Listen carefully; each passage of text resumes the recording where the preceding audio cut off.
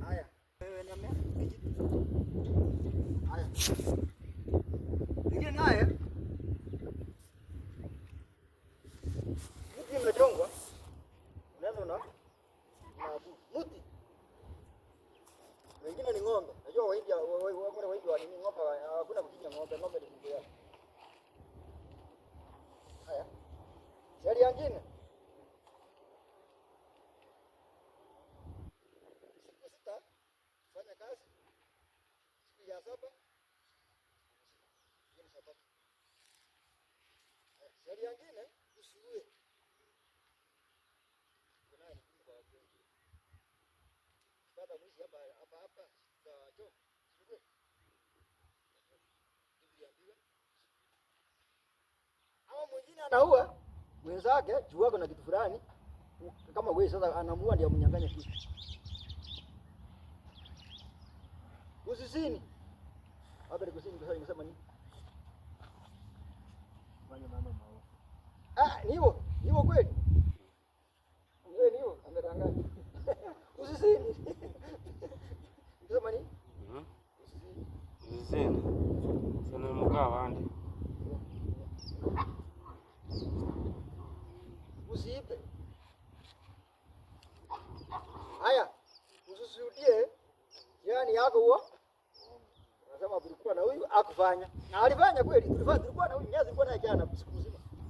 Siku moja mahali. Najua hiyo kitu ametata mara nasema hakukuwa. Sasa tulikuwa na yeye.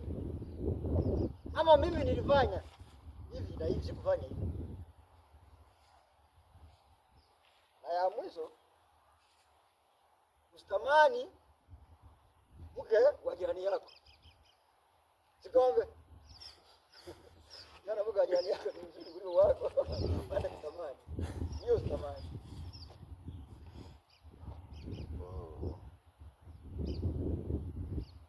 Haya. Hiyo maneno yote Musa alipewa akapelekea wana wa Israeli. Je, kwa nini nileta hiyo? Na hiyo yote ndio sheria ilikuwa 10 peke yake. Ukishika hizo 10 wewe kumsali. Ndiposa wana wa Israeli wakati waliambiwa, najua walikuwa wamepewa sheria kitambo Mungu akuje kuwatembelea. Wamepewa sheria. Akaambia Musa, tunataka kuona Mungu. Sasa hiyo siku ikafika, siku ya kwenda kuona Mungu. Kama Mungu alikuwa anatoka kwa mlima.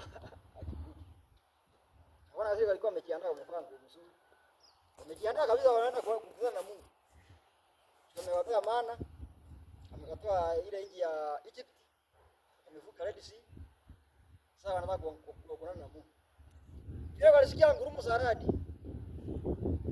Ile walisikia ngurumo ya radi wakamwambia Musa, tafadhali ambia hiyo Mungu afanye nini? Asimamie hapo. Je. Hiyo itakuwa kama wana wa Israeli. Walikuwa wamepewa sheria. Wao wamesaidia sheria. Waambiwa basi wengine walikuwa na nguvu. Wakaambiwa usitamani bibi ya mwenzako. Walikuwa ni tamani. Saimo. Usitamani bibi ya mwenzako. Nyati kama hujaoa. Eh. Kama hujaoa.